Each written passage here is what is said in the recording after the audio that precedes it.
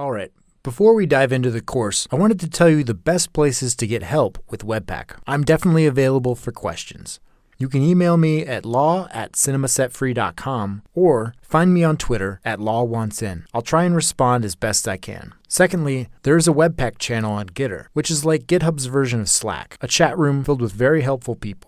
Finally, I found Stack Overflow extremely useful over the years. Sometimes an error will appear that I don't understand, so I'll copy and paste it into Google, and Stack Overflow's answers are always the highest quality. Just look for the green checkmark. If you followed the lessons as best you can, and there's just something wrong that's blocking your progress, please reach out to me. I'm happy to correct anything in these lessons that is unclear or just plain wrong. And always know that you can check out the final version of every single class from the GitHub repo, which I'll talk about in the next episode. Please help me keep this course evergreen. The technology moves fast, but I want this resource to stand as something both beginners and professionals can turn to for clear, simple walkthroughs of the latest techniques. Thanks again.